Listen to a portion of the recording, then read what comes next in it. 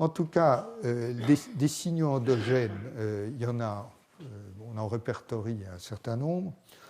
Ils ont été appelés des signaux de danger. J'aime pas trop cette étiquette, mais enfin, ça dit bien que c'est des signaux d'anomalie, quoi.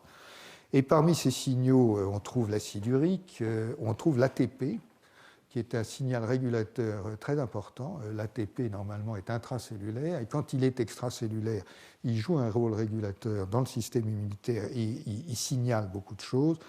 Et puis, même le glucose, des concentrations élevées de glucose, et puis des molécules bizarres, des lipides, etc. Tout ça sont des signaux qui sont endogènes, qui sont reconnus par des récepteurs,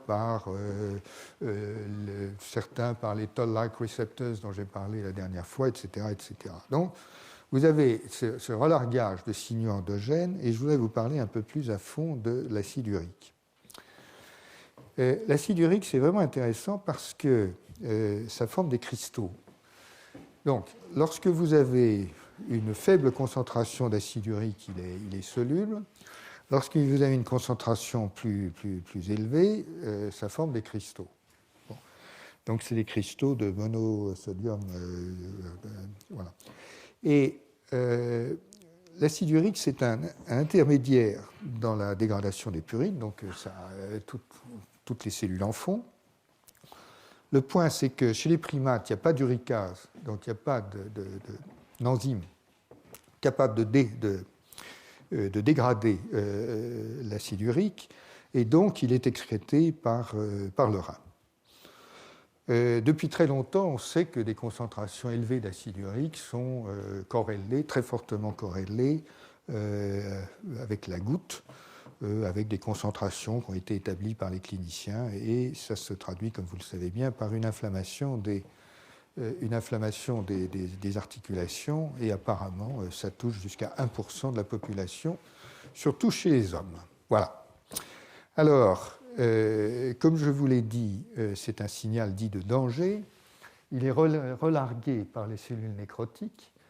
Et dans ce cas-là, l'augmentation de la concentration dans le micro-environnement peut créer des microcristaux in vivo. Et la question est de savoir ce que ça fait maintenant en termes d'inflammation. Alors, ça fait quelque chose. Ça active probablement ce qu'on appelle l'inflammasome, dont je vous ai très rapidement parlé la dernière fois. Mais je voudrais vous parler maintenant du mécanisme de reconnaissance des cristaux. Parce qu'après tout, c'est bien gentil de dire oui, les cristaux font quelque chose, mais comment ils font quelque chose? Est-ce qu'il y a des récepteurs pour des cristaux? Ce n'est pas franchement très évident. Et donc, à un moment, on a pensé qu'il y avait des protéines qui étaient absorbées sur les cristaux.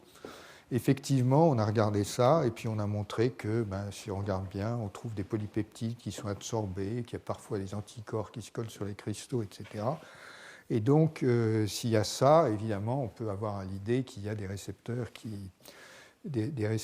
qui sont capables de reconnaître les dits cristaux.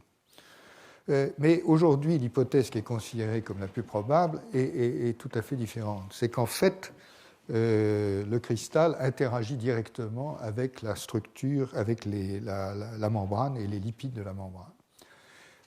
Et ça a été fortement suggéré par des études qui sont faites avec la microscopie à force atomique, dans lesquelles on peut mesurer qu'effectivement on tire sur le cristal et on voit qu'il y a une certaine force qui le relie à la membrane. Et donc l'idée générale, c'est que l'absorption du cristal sur la membrane de la cellule déplace les radeaux lipidiques, enfin crée une perturbation sur l'ensemble sur la surface cellulaire, et que c'est ça vraiment le signal qui est reconnu comme anormal et qui déclenche la transduction, une signalisation qui passe par une protéine qui s'appelle SYK. Et donc, dans le cas des cristaux d'acide urique, on trouve qu'effectivement des TLR sont impliqués, donc TLR2, TLR4, donc des toll-like receptors, sauf que l'idée générale maintenant est que c'est une application indirecte qui n'est pas quelque chose qui passe par le récepteur en tant que tel. Alors, je vous mentionne ça parce que c'est intéressant pour plusieurs raisons. L'une, c'est que ça interpelle, disons, sur la réponse à d'autres cristaux et il y a des problèmes de santé publique, d'ailleurs, qui sont associés à ça. Par exemple, la biocompatibilité des matériaux qui sont utilisés en médecine, jusqu'à quel point ils sont capables d'activer ou non des systèmes de transduction du signal par simple absorption avec la membrane. Donc c'est une question à poser. Et puis, vous avez d'autres problèmes comme les particules d'amiante, etc., etc. Donc, il y a pas mal de questions qui sont associées à l'utilisation aux réactions à ces cristaux et aux surfaces solides. Et puis, il y a un cas qui est controversé, qui est intéressant, c'est le cas de l'ALIN. L'ALIN est l'adjuvant de vaccination, le seul qui soit d'ailleurs accepté dans l'ensemble des vaccinations générales. Donc l'ALIN est servi à vacciner des centaines de millions de personnes ou plus, et on ne sait toujours pas comment ça marche. Alors, il y a 3 ans, 4 ans, là, un article était paru dans lequel il y avait une indication que l'ALIN avait un rôle adjuvant parce qu'il induisait de l'acide urique. Et l'acide urique, à son tour, avait un effet inflammatoire, et c'était ça le rôle adjuvant de l'ALIN. Le problème, c'est que ça n'a pas été reproduit par tout le monde. Le problème, c'est que dans beaucoup de ces expériences, les conditions expérimentales ne sont pas toujours les mêmes. Incidemment, la qualité chimique des produits qui sont utilisés n'est pas toujours les mêmes. Il y a eu beaucoup d'expériences en immunologie qui ont été complètement perverties par des contaminations avec le célèbre LPS en quantité de fifrelin, mais suffisamment pour perturber les réponses. Et en tout cas, donc, on ne sait toujours pas comment l'ALIN fonctionne réellement, et son lien avec l'acide urique n'est pas réellement établi, enfin pas complètement établi en tout cas. Mais là encore, il n'est pas impossible que l'ALIN, en tant que particule en vaccination, agisse par interaction directe avec la membrane et pas du tout comme les adjuvants de vaccination qu'on essaie de développer aujourd'hui en essayant de titiller les toll-like receptors directement. Et donc les auteurs de ces travaux posent la bonne question, est-ce qu'il faut des récepteurs pour tout, des récepteurs membranaires, etc. Est-ce qu'il ne faut pas se réintéresser d'un peu plus près à la physicochimie et notamment à la physicochimie des lipides? Je crois qu'ils ont totalement raison sur ce point. Alors, je voudrais conclure cette partie en vous disant, bon, l'inflammation, c'est extrêmement compliqué. C'est un mélange d'immunité humorale, mais aussi cellulaire, qui n'est pas réductible à la simple immunité innée. L'inflammation stérile nous montre qu'il y a un nouvel aspect de la discrimination entre soi et non-soi qui émerge à partir de ce que j'ai cité comme exemple, c'est-à-dire la différence entre apoptose et nécrose et le relargage de produits qui sont normalement invisibles au système immunitaire. Mais j'ai insisté également sur l'espèce de convergence des fonctions effectrices. Mais je crois que je voudrais terminer cette partie par juste une remarque. C'est que, comme disent à l'envi les hommes politiques à la télévision, je vais vous faire une confidence. La confidence, c'est que je ne suis pas satisfait. Je ne suis pas satisfait parce que je trouve que ce domaine de l'inflammation n'est pas suffisamment structuré. À partir de quoi il y a 2 hypothèses. La première, c'est que je n'ai pas réussi à le structurer suffisamment, ce qui est fort possible. Ce n'est pas un domaine que je connais particulièrement bien. Mais le deuxième, c'est que c'est un domaine qui, en raison de la nature même du phénomène inflammatoire, a échappé pour l'instant, et peut-être pas pour très longtemps, aux approches vraiment puissantes de la biologie systémique. Comme je vous l'ai dit, il s'agit de voir comment fonctionne des agrégats de molécules et de cellules, enfin des agrégats, des concentrés, si je peux dire, de molécules et de cellules, il est absolument évident que si vous avez un mastocyte dans un coin, il relargue 5 interleukines qui agissent sur tel autre, qui relargue des trucs, etc., vous avez un système de réseau qui, à mon avis, ne peut pas être déchiffré correctement sans ces approches de biologie systémique. Et donc, vous aurez reconnu là que je suis un fervent de cette immunologie systémique naissante, mais je crois vraiment très sincèrement que dans le cas de l'inflammation, il y a probablement des progrès très importants à attendre de l'analyse de ces interactions et que c'est vraiment très, très difficile et limité de les étudier 2 par 2 ou 3 par 3, si vous voulez, parce qu'on n'a jamais qu'une vision extraordinairement partielle du phénomène.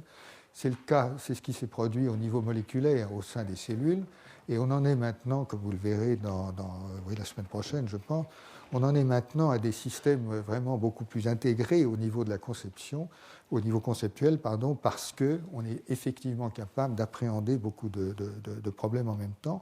Et je pense que l'inflammation, c'est la même chose, mais au niveau des cellules, cette fois, autant que des molécules. Voilà. Donc, voilà pour l'inflammation. Encore une fois, je pense qu'il y a une phénoménologie qui est en fait un concentré d'à peu près la totalité de l'immunologie, donc ce n'est pas non plus très étonnant d'avoir un peu de difficulté à la synthétiser, mais je pense qu'il y a beaucoup à gagner encore et beaucoup à apprendre dans ce domaine qui est très important. Alors maintenant, je vais changer de registre et vous parler d'un autre thème qui est celui de la circulation et des rencontres entre cellules dans l'organisme. Donc nous gagnons encore une fois dans un niveau d'organisation et je vais essayer de vous donner quelques indications sur ce domaine qui est qui lui aussi est évidemment très complexe et difficile. La problématique. La problématique, c'est quoi? Je vous demande d'abord de considérer le point suivant. Comment est-ce que chez l'homme, on démarre une réponse adaptative primaire? Ça veut dire quoi? Ça veut dire qu'on vous fait un vaccin, pour prendre cet exemple. Donc, OK. Et ensuite, qu'est-ce qui se passe? Comment est-ce que les cellules T naïves vont être activées? Comment est-ce que les cellules B naïves vont être activées pour fabriquer l'anticorps, les anticorps qui font? Vous avez dans le sang et dans la lymphe des milliards de cellules B et T naïves, et la fraction qui est spécifique de l'antigène que vous injectez est probablement d'1 sur 1 million. Donc sur 1 milliard de lymphocytes, vous avez peut-être 1000 qui correspondent à peu près à l'antigène que vous cherchez, qu'il s'agisse d'ailleurs des cellules B sous forme d'un peptide qui correspond à l'antigène protéique injecté, ou des cellules B qui reconnaissent la forme intégrale de la protéine. Donc vous avez un vrai problème de se dire, mais comment est-ce que ça peut marcher? Parce que, évidemment, en plus, il y a 2 reconnaissances à organiser. La première, c'est que la cellule dendritique qui va démarrer la réponse, elle doit déjà, dans un schéma simplifié, activer la cellule T qui reconnaît un peptide caractéristique de l'agent infectieux. Et ensuite, la cellule T doit activer une cellule B congrue qui aura reconnu l'antigène, intégré et représenté le peptide congru pour se faire activer par la cellule T. Bon. Ça fait beaucoup, et quand on voit les chiffres, on se dit comment est-ce que ça peut marcher? Donc la probabilité, les rencontres se font théoriquement au hasard. Bon. La probabilité de rencontre, qu'est-ce que c'est?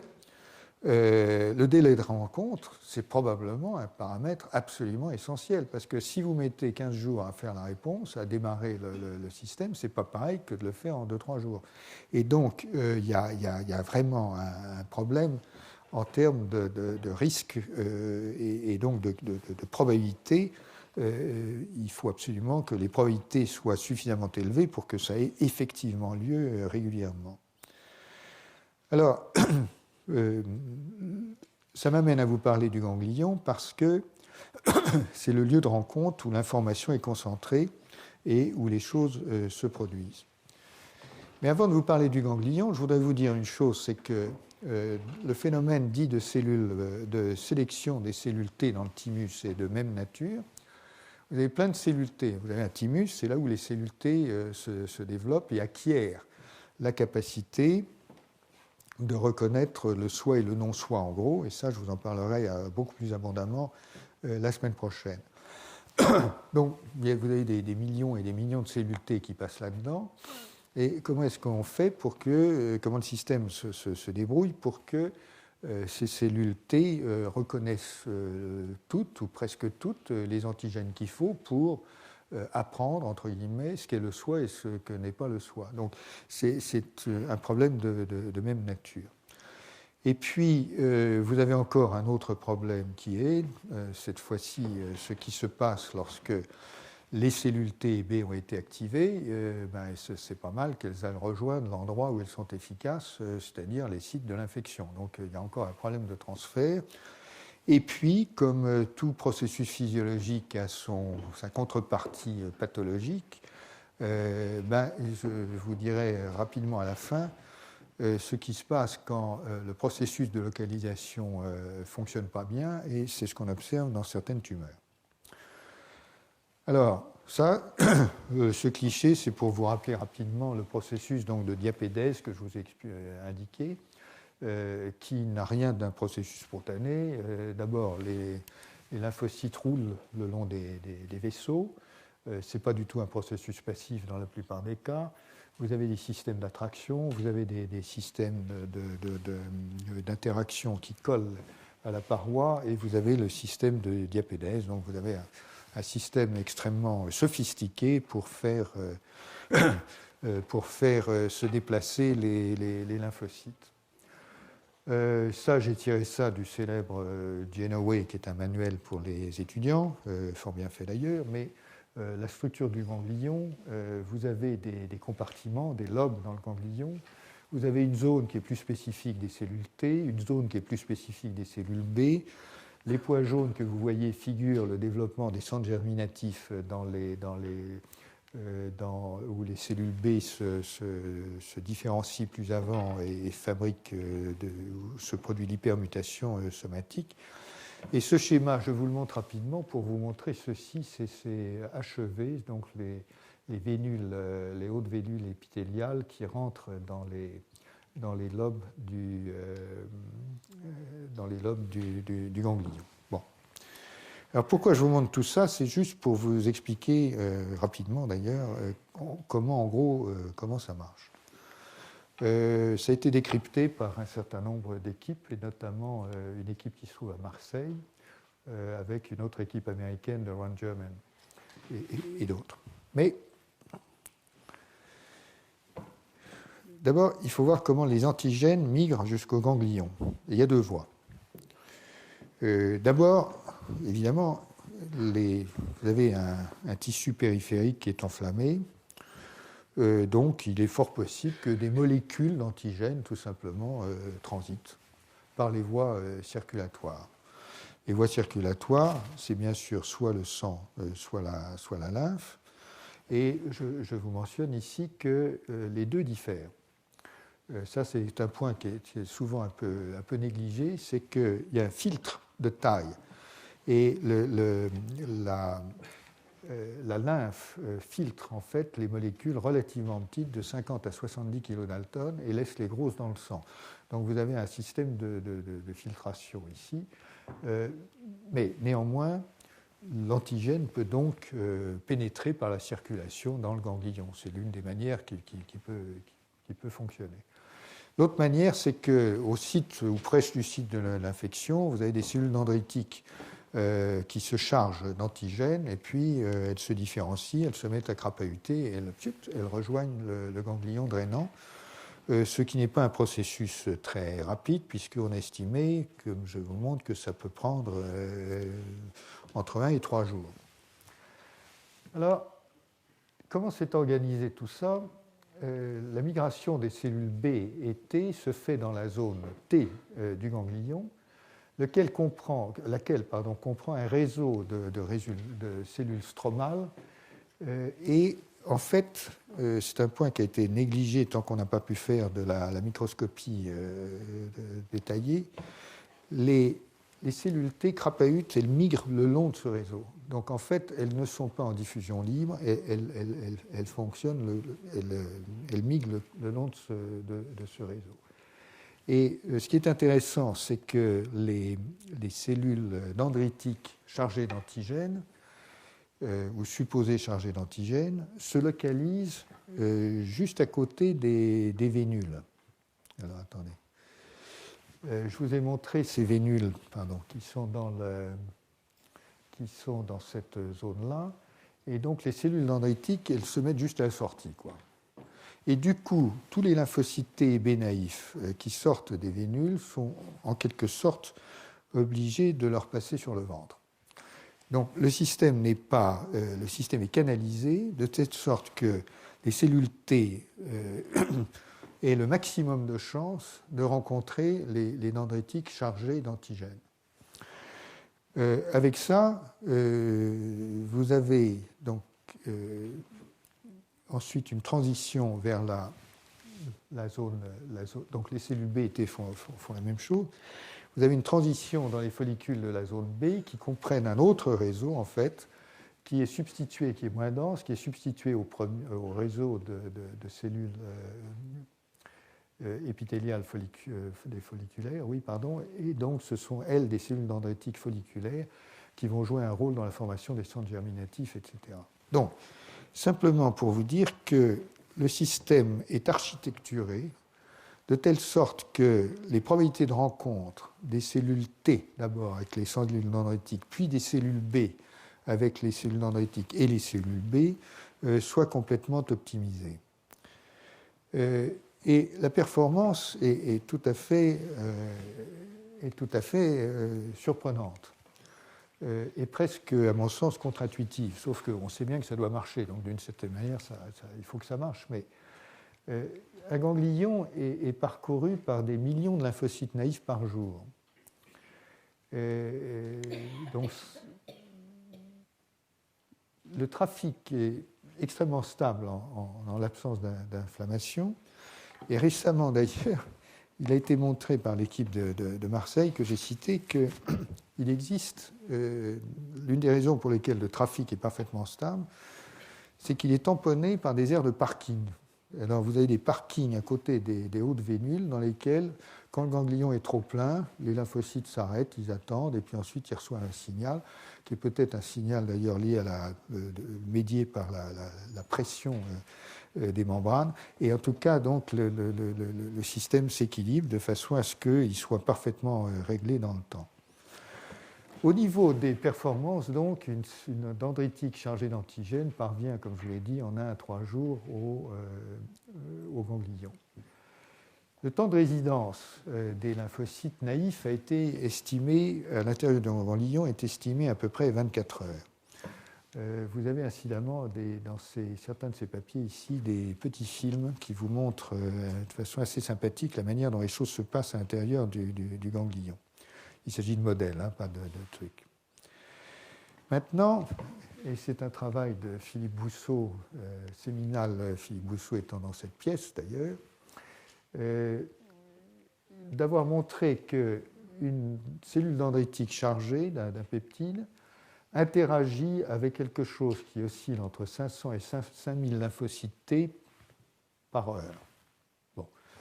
Donc c'est à la fois, c'est pas très rapide, mais d'un autre côté, ce qui a été montré aussi, c'est que les migrations avaient l'air aléatoires, mais en fait, ce qui est aléatoire, ce n'est pas la migration des cellules, c'est le réseau sur lequel elles crapahutent. Et donc, en fait, les premières images donnaient l'idée que les cellules allaient n'importe où. En fait, elles ne vont pas n'importe où du tout, elles suivent un réseau qui, lui, a une structure de type aléatoire. Alors, les vitesses sont ce qu'elles sont, si vous voulez, mais le résultat final de tout ça, c'est que le recrutement est extraordinairement efficace. Ces auteurs-là ont fait l'expérience qui consiste à prendre des cellules qu'on va injecter dans une souris, qui sont spécifiques, et elles sont marquées avec des oligonucléotides qui servent de code barre, c'est-à-dire qu'on peut ensuite les repérer parce que chaque oligonucléotide a une séquence particulière, si bien qu'en gros, on peut marquer chaque cellule. Bon. Et l'astuce après pour décoder ce qu'on veut, c'est de récupérer les codes barres et de les hybrider à une matrice qui va dire combien de codes barres ont réagi. En utilisant cette technique, ce qu'ils ont montré, c'est que, en fait, là c'est chez la souris bien entendu, c'est pas chez l'homme. En fait, dans les expériences modèles, le recrutement est presque de 100%. Il est très élevé. Le système fonctionne avec une efficacité incroyable. Et quand vous faites les calculs maintenant, en prenant le temps de résidence d'été, le fait que chaque dendritique, en 24 heures, voit entre 10 000 et 100 000 cellules T, qu'il y a tant de cellules dendritiques par ganglion et tant de ganglions par bonhomme, vous arrivez effectivement à l'idée que ce n'est pas injouable et qu'effectivement, les probabilités optimisées par cette espèce de canalisation physique des rencontres au hasard deviennent raisonnablement proches de 1, de façon que quand on vous vaccine, vous enclenchiez effectivement une réponse immunitaire. Mais je vous mentionne encore une fois que ce n'est pas tout à fait rapide. Ça peut prendre 1 jour, 2 jours, 3 jours, et donc ce n'est pas un processus qui est tellement rapide.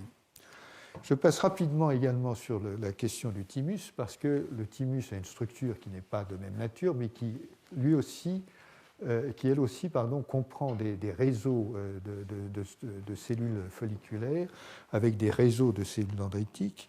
Et en gros, le résultat, le principe est le même, c'est que là, on voit la microscopie électronique de ces réseaux et des lymphocytes qui circulent là-dedans.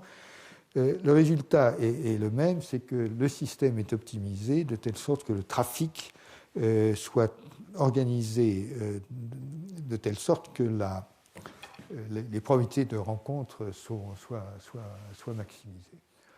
Donc, il y a dans le thymus une maximisation de la capacité d'échantillonnage du soi, de façon à ce que le maximum de cellules T apprennent ce qu'est le soi.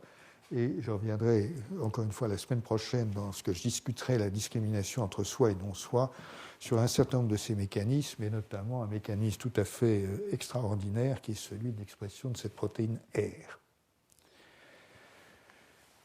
Vous avez un autre aspect de la question qui est bien sûr la manière dont les lymphocytes T retrouvent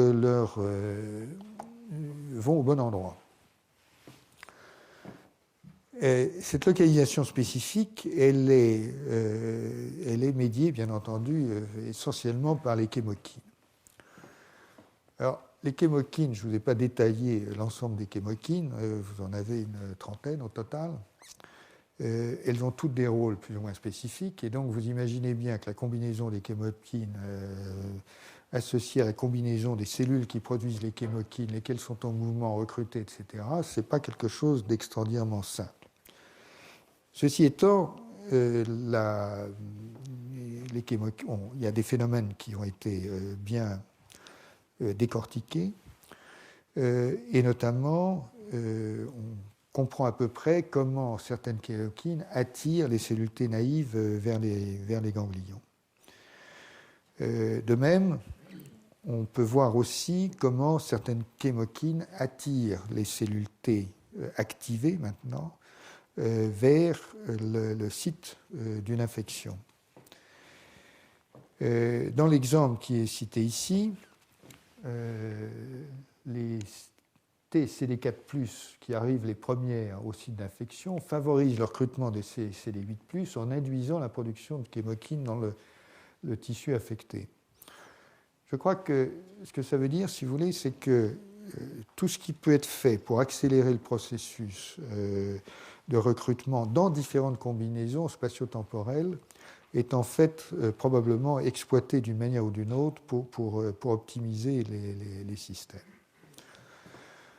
Alors, il y a eu beaucoup de travaux qui ont été faits un certain nombre de travaux qui ont été faits une fois encore par Philippe Bousseau, ici présent, pour analyser le comportement des lymphocytes au site d'infection. Et ce que permet l'imagerie dynamique, et notamment l'imagerie à 2 photons sur des organes soit vivants directement chez la souris, soit maintenus en vie dans des conditions proches de la vie réelle, c'est qu'on peut mesurer, filmer en fait, et mesurer les mouvements des lymphocytes spécifiques. Il suffit de les marquer avec des couleurs spécifiques pour pouvoir les suivre. Quand je dis il suffit, il faut le faire quand même. Hein. Mais, et donc, il y a un certain nombre d'informations qui et qui ont été obtenues sur ce point, et notamment sur le fait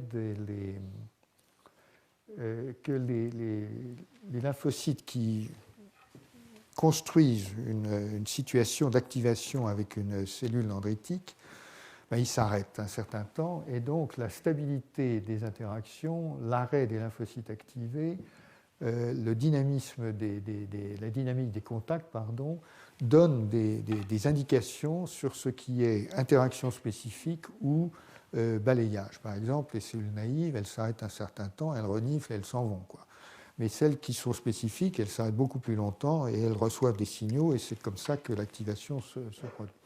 Donc, si vous voulez, l'observation de ces situations permet d'inférer à partir des mouvements des lymphocytes des informations tout à fait importantes sur ce qui se passe in vivo, et ces expériences qui sont décrites dans ces publications disent notamment que, de façon assez surprenante et pas si facile à interpréter à mon sens, que par exemple dans des granulomes faits par des mycobactéries, il y a beaucoup de cellules qui n'ont pas l'air de réagir correctement avec leur cible. Alors, je voudrais maintenant vous dire qu'il y a toutes sortes de situations qui sont d'une autre nature maintenant, et on peut poser le problème, cette fois de façon un peu différente, c'est est-ce qu'une cellule qui a été activée dans un organe ou dans un ganglion se souvient quelque part, est capable de regagner l'espace dans lequel elle a été activée? La réponse est que dans une certaine mesure, oui, au moins dans des cas, disons, dans des espaces assez vastes. On sait que les cellules T, qui sont activées dans l'intestin et dans les ganglions proches de l'intestin, expriment l'intégrine alpha-4 bêta-7 et un récepteur qui s'appelle CCR9. On sait qu'à l'inverse, les cellules T qui ont été activées dans des sites cutanés et dans les ganglions drainants de ces sites cutanés expriment des sélectines et CCR4 ou CCR10. Donc maintenant, on peut se demander, si on injecte les unes et les autres, qu'est-ce qui se passe? C'est assez sympathique. Si on injecte des cellules T qui ont été activées du côté de l'intestin, en gros, elles rejoignent l'intestin. Bon, donc il y a une sorte de mémoire, entre guillemets, qui est probablement surtout liée à des gradients de chemokines qui sont exprimés dans le corps et qui font qu'elles reconnaissent et elles suivent le gradient pour rejoindre la zone qui leur correspond, la correspondance étant assurée donc par ces éléments moléculaires que sont l'intégrine et le CCR9. Ce qui a été montré il y a quelque temps, c'est que quand on prend des cellules dendritiques qui viennent de l'intestin et des cellules T naïves, on les mélange in vitro, on regarde ce qui se passe et on observe qu'il y a une synthèse d'acide rétinoïque qui conduit à l'expression des marqueurs intestinaux et qui ensuite conduit à la migration des cellules T vers l'intestin. Donc dans ce cas précis, on sait que l'acide rétinoïque est un médiateur important pour déterminer les zones dans lesquelles, la zone intestinale en l'espèce, dans lesquelles la cellule T a été activée. C'est vrai pour les cellules B également. Et vous savez que nous faisons des quantités d'IgA. En fait, 80% des anticorps de l'homme sont des IgA, je crois. et il y a énormément de cellules B qui vont vers l'intestin, où elles expriment des IgA. Et donc, de la même manière que vous prenez des neurocytes sur des cellules B in vitro, vous arrivez à déclencher la synthèse d'acide rétinoïque, et avec des cellules B, on observe la commutation vers les IgA et la migration vers l'intestin. Donc, ce que cela veut dire, c'est qu'il y a effectivement, dans ce cas particulier, un système qui est à peu près, ou qui commence à être compris au niveau moléculaire. L'acide rétinoïque est un inducteur de protéines ou de marqueurs qui guident, enfin qui assignent par une localisation à la fois aux cellules B et aux cellules T, donc qui assigne une localisation intestinale. Donc c'est un système homogène qui assigne les deux. Je vous recommande, pour ceux qui sont intéressés, la lecture de cet article parce qu'il amène une question qui me paraît vraiment extrêmement importante et là encore un petit peu négligée peut-être ou sous-évaluée. La question est la suivante. C'est qu'au fond, quand vous prenez des cellules T naïves, bon, elles sont assez tranquilles, hein, elles n'ont pas trop de boulot à faire, elles circulent dans l'organisme et puis elles attendent de se faire activer. Donc elles sont quiescentes, elles survivent. Bon. Donc elles n'ont pas un métabolisme extraordinairement actif.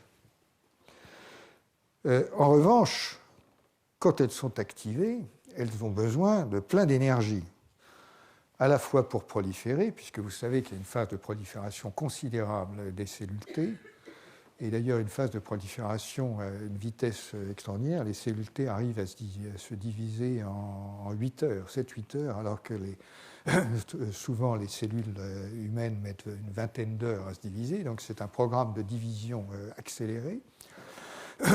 Donc elles ont besoin d'énergie pour ça, et puis ensuite elles ont besoin de synthétiser un tas de trucs si elles veulent être efficaces. Le tas de trucs, c'est par exemple, si c'est des cellules T cytolytiques, c'est des granules cytolytiques. Enfin bon, elles ont besoin de beaucoup d'énergie. Et donc, ce qui se produit apparemment, c'est qu'il y a un changement de métabolisme qui fait qu'elles passent à un système de glycolyse aérobie. Aérobie ne doit pas vous tromper, le point important c'est la glycolyse, c'est-à-dire qu'elle fonctionne à partir de glucose pour faire de l'ATP, même dans des conditions où il y a peu d'oxygène, c'est-à-dire qu'en fait cette transition est adaptée aux conditions d'hypoxie dont j'ai déjà parlé. Maintenant, quand on regarde comment cette transition est médiée, elle est médiée par des protéines qui s'appellent A4, enfin un certain nombre de protéines, dont deux sont un peu plus connues que les autres. Et l'une d'entre elles, donc c'est AKT, et l'autre c'est mTOR. mTOR, c'est Mammalian Target of Rapamycin. La rapamycine est un immunosuppresseur. mTOR est une molécule qui joue un rôle central dans la régulation du métabolisme. Et donc maintenant, le fait que ce transfert, cette transition d'état entre des cellules quiescentes et des cellules qui sont activées, qui ont besoin de beaucoup d'énergie, le fait que les transitions métaboliques soient assurées notamment par mTOR, pose un certain nombre de questions. Mais avant de vous dire ça, il faut que vous sachiez que pardon, il y a tout un jeu d'expressions alternatives d'un certain nombre de marqueurs qui varient selon la localisation, etc., que j'ai voulu vous résumer ici, juste pour vous donner l'idée de ce qui se passe en matière de régulation des cytokines et des chémokines. Les T quiescentes expriment par exemple ce CCR7. CCR7 est un récepteur pour des chémokines qui s'appellent CCL19 et 21. Et puis vous avez d'autres marqueurs. Vous avez quelque chose qui est important, qui est le phagosine, un phosphate ici, qui est un régulateur important, et un marqueur d'activation et de migration ici. Alors, ce qui se passe, c'est que quand les cellules T quiescentes, naïves encore une fois, arrivent dans le ganglion, vous avez déjà une dérégulation de S1P. Quand elles prolifèrent dans le ganglion parce qu'elles ont été activées, S1P réapparaît. Du coup, elles peuvent sortir du ganglion. Quand elles deviennent effectrices, CCR7 diminue, etc., S1P augmente. Et du coup, ça permet une chose, c'est pas tellement que ça flèche les cellules T activées vers les tissus périphériques, c'est que ça fait au moins une chose, c'est que ça les empêche de retourner dans les organes périphériques. Elles n'ont plus l'équipement de surface qui leur permet de percevoir les chémokines qui les renverraient vers les ganglions ou le système lymphatique. En d'autres termes, ce n'est pas le tout d'avoir une cellule T naïve qui circule, qui finalement trouve son bon antigène dans le ganglion parce qu'il est présenté par une cellule dendritique et c'est le bon peptide, et puis elle est activée. Après, elle sort du ganglion, donc il faut organiser sa sortie, il ne faut pas qu'elle y reste.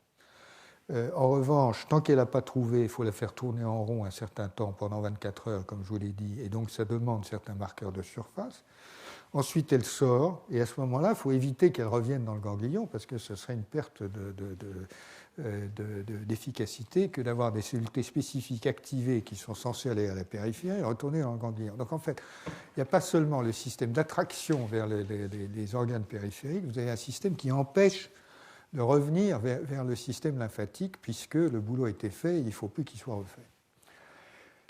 Maintenant, le lien entre le métabolisme et les questions de migration pose la question du rôle même de cet immunosuppresseur, parce qu'au fond, quand on voit ce schéma, on se dit, mais ça n'est pas prouvé, c'est une hypothèse, on se dit que la manière dont fonctionne la rapamycine, ça pourrait être en fait, en faisant basculer le métabolisme et l'expression d'un certain nombre de ces marqueurs, en fait, le côté immunosuppresseur, ça pourrait être tout simplement de réexpédier les cellules spécifiques dans le ganglion où elles ne servent plus à rien. Voilà, donc c'est une hypothèse qui n'est pas objectivée, qui n'est pas prouvée, mais ce que je voulais vous montrer, c'est cette espèce de jeu d'expression et de régulation de l'expression d'un certain nombre de ces marqueurs qui vous donne une idée de la complexité à attendre, puisque très peu est connu à l'heure actuelle, de ces processus de fléchage, de trafic cellulaire, non seulement à l'intérieur même des ganglions, mais là dans tout l'organisme. Ce sont certainement des jeux extrêmement compliqués. Alors, je vous ai dit que la localisation, c'est forcément, comme vous l'avez vu, quelque chose de très organisé, de très régulé, avec des mécanismes très, très complexes. Et comme je vous l'ai dit, la contrepartie de ça, c'est que quand ça ne marche pas, c'est pathologique et il peut y avoir un certain nombre de difficultés. Et donc là, j'ai choisi de prendre un exemple qui est tiré de travaux qui ont été faits à Singapour par Jean-Pierre Abastado et ses collègues. Et il m'a semblé que c'était une bonne manière d'illustrer ce que je voulais dire par là. Alors, les migrations anormales, il y en a évidemment un certain nombre, mais la question, c'est qu'est-ce qui se passe dans les tumeurs ? Et la question posée, c'est qu'est-ce qui se passe dans une tumeur métastatique ? Comment les métastases apparaissent ? Alors, c'était l'habitude, parce que maintenant le dogme, le paradigme, comme on dit, a un petit peu évolué. On pensait que la métastase est un état tardif de la tumeur. La tumeur se développe, puis à partir du moment où elle se développe, vous savez que pour qu'une tumeur émerge déjà, on admet qu'il faut un certain nombre de mutations successives qui, finalement, permettent à la tumeur d'échapper au contrôle de division cellulaire, etc., etc. Donc les cellules, effectivement, commencent à proliférer de façon non contrôlée, et cela demande un certain nombre d'étapes. Dans la bonne littérature, on a dit à un moment que le nombre d'étapes était de l'ordre de 7, à partir de quoi on peut calculer les probabilités. Alors bien sûr, certains n'ont pas de bol parce qu'ils ont déjà dans leur génome une ou deux mutations qui les prédisposent, etc., etc. En tout cas, l'idée générale était que les métastases, c'est une étape de plus dans ce processus, et donc une ou plusieurs étapes de plus dans ce processus, et donc c'est un événement tardif par rapport à l'émergence de la tumeur primaire. Quand je parle bien sûr d'altérations génétiques, il faut que j'y rajoute les altérations épigénétiques qui peuvent être effectivement aussi importantes dans le déclenchement de ces phénomènes que les mutations, les mutations réelles, les mutations génétiques. Alors, ce qu'ont fait Jean-Pierre Abastado et ses collègues, c'est d'utiliser un modèle murin de mélanome spontané, qui est une souris transgénique qui a un oncogène qui est branché sur un gène exprimé dans les mélanocytes. Donc, les mélanocytes, c'est une catégorie particulière de cellules de la peau, et donc elles expriment ce gène, et donc elles expriment l'oncogène, et quand elles expriment l'oncogène, elles ont une certaine probabilité de développer une tumeur. Ce principe expérimental est bien sûr très, très, très bien connu. Ce qui est important dans ce modèle, c'est que les tumeurs sont spontanées. Parce que vous avez vos souris, et je dois dire que je pense que l'ami Jean-Pierre a utilisé un nombre assez conséquent de souris pour arriver à faire cette expérience. Enfin, je ne pense pas, je sais. C'est que on attend. On attend. Donc on a plein de souris, puis on regarde. Et puis on voit celles qui démarrent des tumeurs, mais ce sont des tumeurs spontanées. Et j'insiste sur ce point parce qu'il y a eu 20 ans au moins d'immunologie et des tumeurs chez la souris qui étaient faites avec des tumeurs greffées. Donc là, c'est complètement différent. Vous maîtrisez effectivement la situation expérimentale. Vous prenez des cellules tumorales comme les cellules B16 dont je vais parler, vous les greffez sur la souris, ça développe une tumeur. Vous contrôlez le système. Le problème, c'est que ce n'est pas des tumeurs spontanées. Et rien ne vous dit que les tumeurs greffées sont comme les tumeurs spontanées. Et en fait, les tumeurs greffées sont très différentes des tumeurs spontanées. Donc, les tumeurs spontanées, les tumeurs transplantées ou greffées, là, sont différentes. Et ce qu'ont fait Jean-Pierre Abastado et ses collaborateurs, c'est d'observer donc l'émergence des tumeurs et puis d'observer la dissémination et l'apparition des métastases. Donc, dans ce modèle, ce qui se passe, c'est que, pour une raison que je ne connais pas d'ailleurs, la tumeur primaire émerge dans l'œil.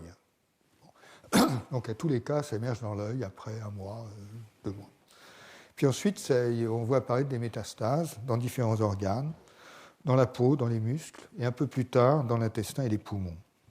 Bon. Et donc, ça met peut-être 1 mois pour avoir la tumeur primaire et 12 mois pour que ça apparaisse dans les poumons en moyenne. Hein. Tout ça est évidemment statistique. Ce qu'a fait Jean-Pierre, c'est de démontrer que ces tumeurs ont une origine clonale. Ça, c'est très important, c'est-à-dire qu'on aurait pu dire effectivement, il y a une faible expression de l'oncogène dans des cellules qui ne sont pas des mélanocytes, et par conséquent, de temps en temps, dans l'intestin, ça s'exprime, et comme c'est peu probable, ça se produit plus tard, blablabla. Ce n'est pas le cas, parce qu'il a analysé les cellules métastatiques, et il a démontré qu'elles ont des caractéristiques génétiques qui démontrent qu'elles sont originaires, effectivement, de la tumeur primaire.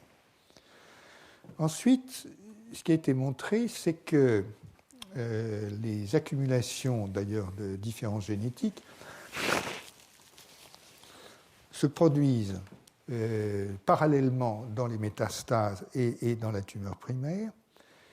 Et ensuite, il a démontré directement qu'on pouvait détecter des cellules métastatiques avant même qu'on ait repéré la tumeur primaire. Et donc, la dissémination qu'on ait repérée à l'œil, qu'on ait repéré cliniquement la tumeur primaire, et donc la dissémination des cellules métastatiques est un événement précoce. Ça se produit presque en même temps que la croissance de la tumeur.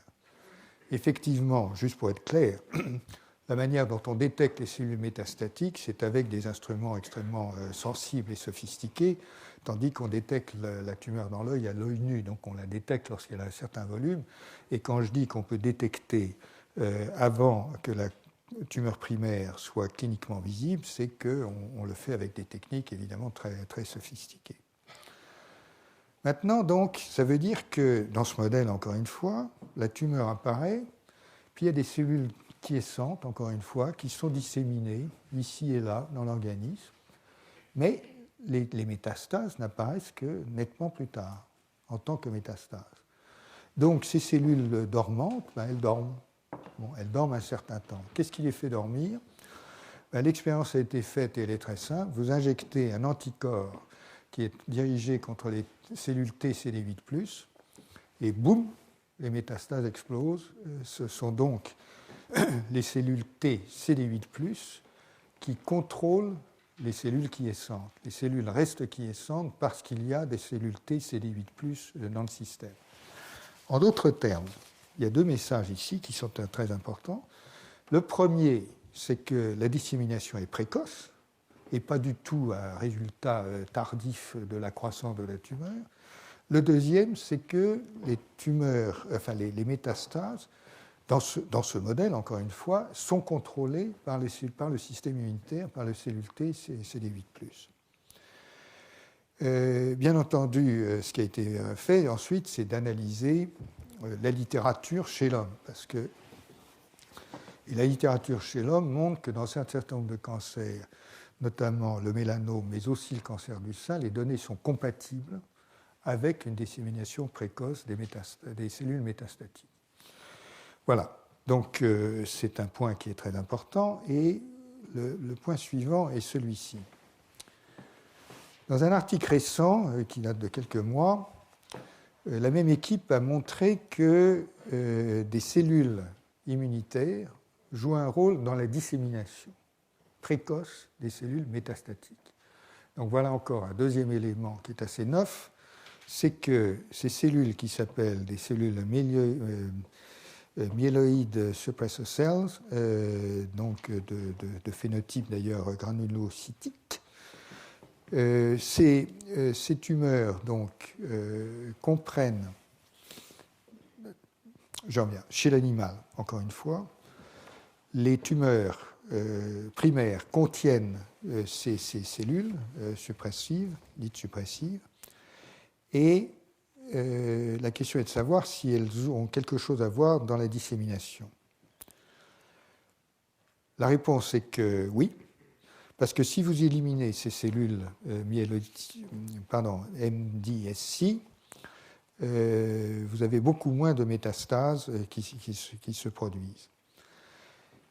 Le mécanisme a été plus ou moins élucidé, c'est que ces cellules induisent une reprogrammation de ce qu'on appelle la transition épithéliale mésenchymale, qui fait que les cellules sont migrantes ou pas migrantes.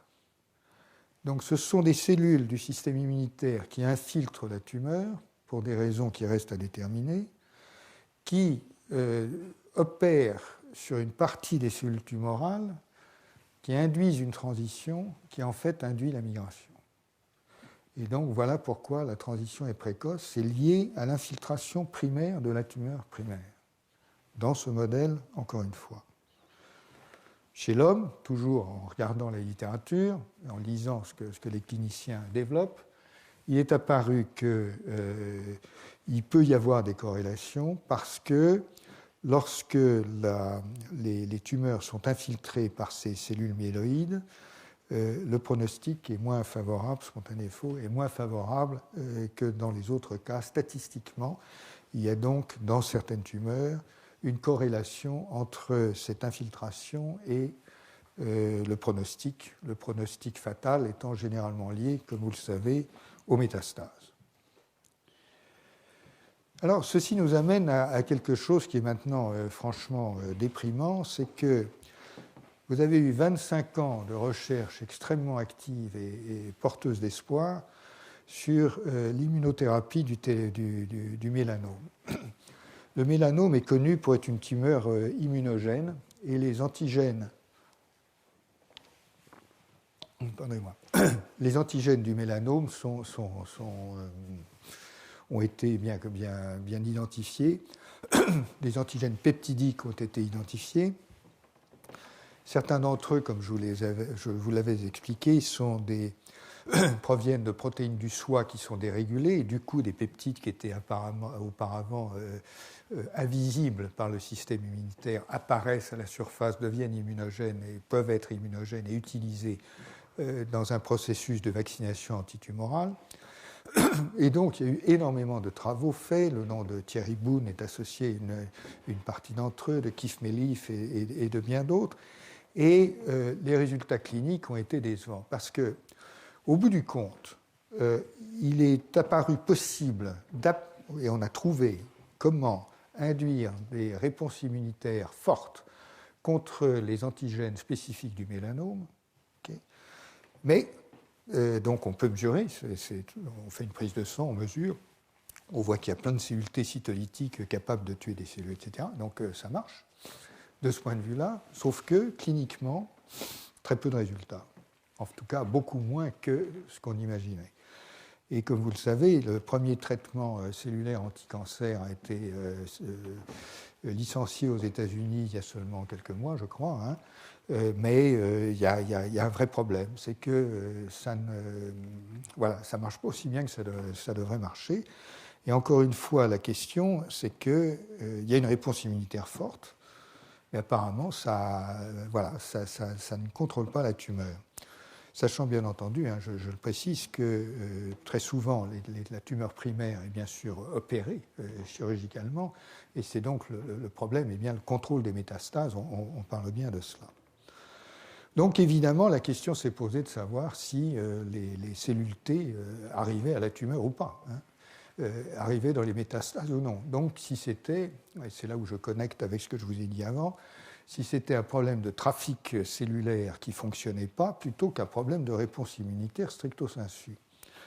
Et donc, la même équipe, encore une fois, a fait l'expérience suivante. Même chose, dans ce modèle murin, émergence de tumeurs spontanées, métastases spontanées, et comparaison chez le même animal, on voit les métastases, on greffe une tumeur, donc cette tumeur B16. Et puis, on garde, on analyse. On s'aperçoit que la tumeur B16 va être rejetée au bout d'un certain temps, que l'infiltration de cellules T dans la tumeur greffée est 10 fois plus élevée que dans les métastases qui sont de contrôle. Et ce qu'ils ont fait, c'est que ils ont fait ce qu'on fait aujourd'hui, c'est-à-dire qu'ils ont sorti la tumeur B16 au bout d'un certain temps et puis les métastases.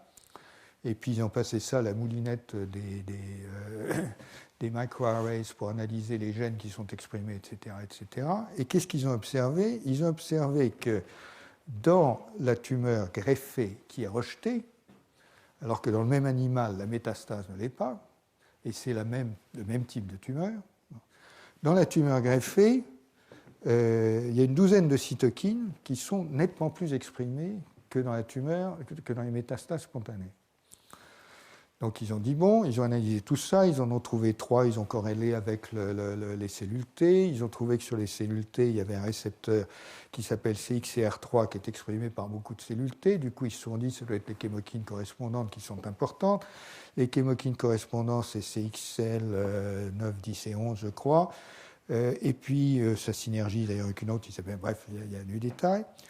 Et puis à ce moment-là, ils ont fait une manip qui est critique, c'est qu'ils ont pris l'animal dans lequel il y a les métastases, et dans les métastases cutanées qui sont accessibles, ils ont injecté tout simplement de l'ADN qui code pour la chémokine CXL9, et ce qui se passe, c'est que ça marche. Le système immunitaire intervient, et la métastase disparaît, alors que celle d'à côté ne disparaît pas. Donc, le problème pour lequel... L'une des raisons, en tout cas, pour lesquelles les métastases ne sont pas accessibles au système immunitaire est tout simplement, on peut le dire, est un problème de trafic qui est réglé au moins par cette chémokine CXCL9. Alors, ils ont été une étape plus loin, qui est pour moi a été la plus surprenante de toutes, et c'est encore un travail extrêmement récent qui est publié donc dans cet article qui date de novembre, vous voyez, c'est pas vieux. Et la chose est la suivante. Il y avait des gens qui avaient analysé le transcriptome des cellules cancéreuses, dans le cas du mélanome, encore une fois. Donc, ils avaient regardé le transcriptome. Bon, encore une fois, sur des expériences banales aujourd'hui, donc on extrait les ARN, on regarde tous les gènes, etc. Et on regarde les 50 000 gènes, enfin, c'est des expériences à 50 000 points, et ils avaient trouvé que dans le transcriptome, il y avait des chémokines, des gènes de chémokines qui étaient surexprimés. Et donc, ce qu'a fait l'équipe d'Abastado, là, c'est de prendre maintenant des lignées de mélanome in vitro et de les traiter avec des agents qui sont couramment utilisés en chimiothérapie du mélanome, en clinique cette fois. Et ils ont trouvé qu'avec ces lignées humaines et ces agents in vitro, dans presque toutes les lignées, ils induisent des chémokines. Et ils en déduisent que ces agents anticancéreux, la chimiothérapie, pourrait agir via l'induction de chémokines. L'analyse rétrospective, c'est la beauté de la chose, c'est qu'il y avait une banque de métastases cutanées de l'homme qui était disponible, et ils ont pu donc ils avaient cette bande disponible avec 33 métastases cutanées avant et après chimiothérapie. Donc, ils ont pu les réanalyser rétrospectivement alors que les patients avaient, pour certains d'entre eux, vécu. Ils ont pu constater qu'effectivement, la survie corrélait avec l'induction des chémokines. Donc, si vous voulez, il y a ici un exemple assez frappant qui ouvre bien sûr quelques nouvelles perspectives parce qu'il y a peut-être une réinterprétation à faire de certains traitements anticancéreux, pas tous bien entendu, et pas dans tous les cancers, et donc également peut-être la recherche de nouveaux traitements qui ne soient pas uniquement fondés comme ça a été la voie de recherche majeure, si vous voulez, sur le contrôle de la prolifération anarchique des cellules, puisque la plupart des anticancéreux aujourd'hui ont été développés sur l'idée qu'il fallait empêcher les cellules de proliférer. C'est en gros comme ça que la plupart ont été développés. Et donc ça ouvre une possibilité, c'est une nouvelle voie de recherche, si vous voulez, d'opérer sur d'autres bases. Donc vous voyez que cette affaire de contrôle de la migration peut avoir des répercussions possiblement tout à fait importantes en matière de médecine et peut-être de traitement de certains cancers. Et donc j'en arrive à quelques conclusions, c'est que l'organisation et l'optimisation de la circulation des cellules de l'immunité adaptative est extrêmement sophistiquée, comme vous l'avez vu, que la régulation de la migration des cellules spécifiques vers des territoires spécifiques est également fondamentale pour la spécificité des réactions immunitaires. Cette régulation est certainement extraordinairement compliquée et je n'ai fait qu'effleurer un immense domaine dans lequel probablement on ne connaît pas le millième de ce qu'il faudrait connaître en matière de jeux de chémokines, d'interaction, etc., etc. Et très certainement, c'est un ensemble de réactions extrêmement sophistiquées et très optimisées, encore une fois, qui intervient pour régler tous ces paramètres du trafic.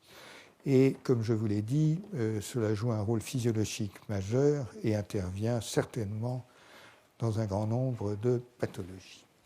Voilà, la prochaine fois, je vous parlerai